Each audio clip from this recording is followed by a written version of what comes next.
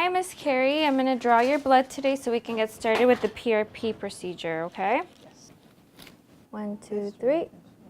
I have to take about 55 cc's of blood, and we add about 6 cc's of anticoagulant just to make sure your blood doesn't clot during the process. We'll leave that on for about 15 minutes, okay? Okay. Now that I've drawn the blood, this is the second part of the kit. You always want to clean it off with the alcohol swab. And you want to add 2 cc's of anticoagulant, which I did already, to this side. And we add the patient's blood on the red side. So once that's done, put it to spin, and we got to make sure the counterbalance matches.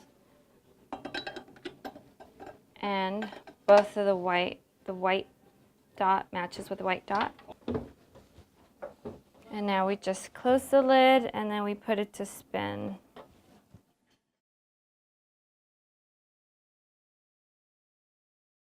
Now the PRP is done spinning. We're going to take it out of here. I'm going to set it down. And I'm going to put the bone marrow to spin. Same way like we did with the PRP. 60-60 match with the white. And then we just press start. There you go. This extra kit is to remove all the RBCs, or the red blood cells, from the final product. First, wipe off the white button. And we use the syringe that has the yellow. Start pulling off all the yellow, which is a platelet pour. And the stopper usually indicates when to stop. When you start seeing the bubbles, that means stop. Now that I'm done taking out all the platelet pour, I'm going to use the second syringe.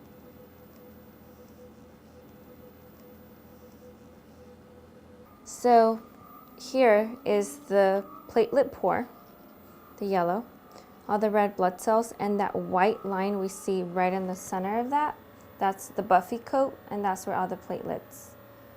So now we're just going to aspirate and at the same time slowly mix the platelets. You want to make sure you just do it in that circular motion, so we make sure we get all the platelets that get stuck around the plastic. And now, because we're going to use this second part of the kit to remove all of the RBCs, I'm going to put this into this and then just fill the whole thing. And we're going to spin this one again for 3 minutes. We're going to get a nice yellow coat on top, and that's what we want. So we have this nice little counterbalance where we put the PRP to spin. And that's going to spin for 4 minutes.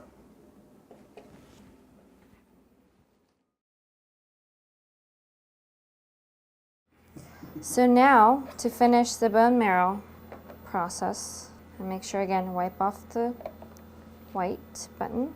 We're going to put the syringe with the yellow stopper. And we're going to pull again all of the yellow bone marrow pour. And again, we're going to pull until we start seeing bubbles. Now I'm going to put in the second syringe. And you want to get rid of that white layer there. So just mixing it. And here it is, 10 cc's of bone marrow. It's ready to be injected now. Now that the PRP is done spinning, this is the end result. You see the nice separation with all the red blood cells at the bottom, the platelet pour, and then the nice little white line, the buffy coat. Now I'm gonna get all of the yellow plus that white coat. You wanna make sure you do it nice and slowly. You cannot get any of the red blood cells. Defeats the purpose of making this nice and pure without the red blood cells. So right now I'm taking the buffy coat, getting close to the red but not pulling anything off. And now we have the PRP. This is the PRP. I'm Dr. Mary Ambach, and I'm going to be demonstrating the bone marrow aspiration procedure. I always like to palpate the areas where we're going to go for the procedure. And as you can see, I marked the PSIS, or the posterior superior iliac spine, which is our target region for the injection. That will give the ultrasonographer a good guide to start looking for the structure. I use ChloraPrep for the sterile prep. We use ropivacaine for our local anesthetic, and this is to anesthetize the skin and the subcutaneous tissue. We use a 25 gauge 1.5 inch needle. Carrie, we're gonna numb your skin, okay? This will feel like a little pinch and maybe a little burning as well. Then next we use 22 gauge 3.5 inch needle to anesthetize deeper down into the periosteum.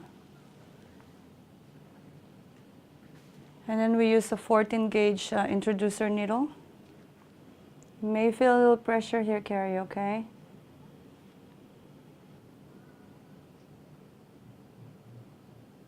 We then use an 11 gauge 4 inch bone marrow aspiration needle with the sharp stylet. You may feel a little pressure, Carrie, okay? I then use surgical mallet to seed the needle into the periosteum. Carrie, you're gonna feel a little tapping sensation, okay? 1, 2, 3. You okay? Yes. You okay? For the next step, there's 2 options. We can either use the Jamshidi needle or we can use an automated drill. For this demonstration, we're going to be using the automated drill. Okay, I'm going to let you know before I start. 1, 2, 3. You okay? All right, good. I'm going to go at it one more time. 1, 2, 3. Perfect. I'm going to take out the sharp stylet. This syringe, the bone marrow has a tendency to clot once it hits room temperature, so we put heparin in the syringes. Carrie, you may feel a little sharp sensation, okay? The marrow is coming out really nicely. You want to mix it a little bit so that the heparin mixes well. Another heparin, Carrie. We take out a total of 60 ml per site. You have the option of going at various depths for your aspiration. For this demonstration, we're just going to do 1 depth. So you're going to hear the sound of the drill again, and this time it's to take out the needle, okay? 1, 2, 3. Perfect. So we're going to apply pressure for a few minutes, okay? And then we're going to be putting some antibiotic cream, cover it with Tegaderm dressing.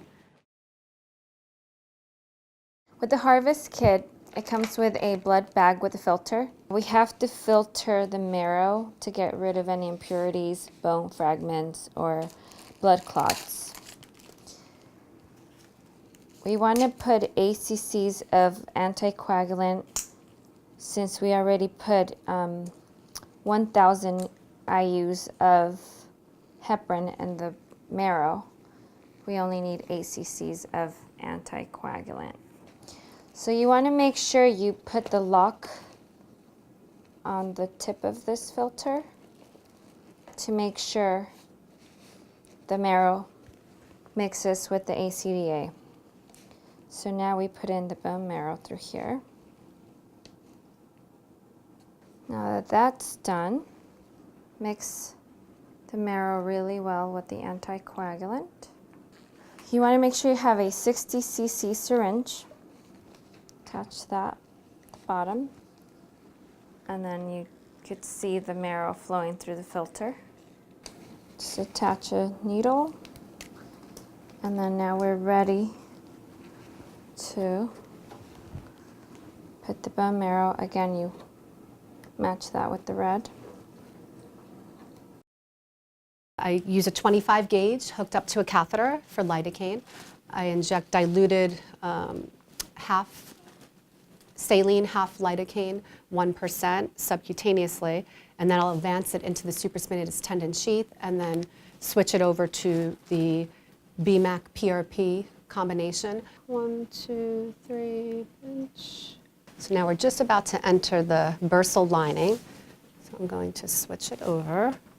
So I'm going to inject about 1 cc into the sheath, and then we're going to go a little bit deeper into the tendon. So right in that hypoechoic area, that's where that partial tear was. But that black, yeah. So now I'm going to put another half cc in here. Okay, so that was the supraspinatus. Now we'll make our way to the bicep tendon sheath. Her transverse ligament is a little bit laxed and weakened, probably a combination of the repetitive microtrauma and the injury itself. Same setup with the catheter, 25 gauge, 1.25 inches. And we're just hanging out on top, especially the superior fibers that are in very close proximity to the transverse ligament. She actually does not have any tearing here, but we just want to try to stabilize this. So I'm going to come out and now drop a little bit into that transverse ligament. So I put about 1 cc in there, 1.5 cc between the transverse ligament and the tendon. So now we are going to head into the subscapularis tendon, which is the last part of the rotator cuff. And those are the subscap fibers that the needle is heading towards. 0.75 cc's here. Okay, so now we're looking at the acromioclavicular joint. You can see the cortical irregularities, the hypertrophy on either side of the joint, just representing some degenerative changes. Little pinch, 1, 2, 3, poke. So I put 1 cc in the joint itself. Then we come out, and then we come right up against os, where the AC ligament attaches. All right, so now this is the final needle. We are going into the sternoclavicular joint, where she is hypertrophied and has some degenerative changes. So that's right at that sternoclavicular junction. That's it. How was that? not bad. Not bad at all? Okay, good. Little pinch. Little bit of pressure right here. I'm going to drop some right these ligaments. Okay, so that concludes the procedure. In summary, we did the shoulder, the supraspinatus tendon, the subscapularis tendon, the bicep tendon sheath and the overlying transverse ligament, as well as the overlapping subscapularis fibers. Then we moved into the clavicular region, targeted the AC joint, overlying ligament, and then lastly was the sternoclavicular joint.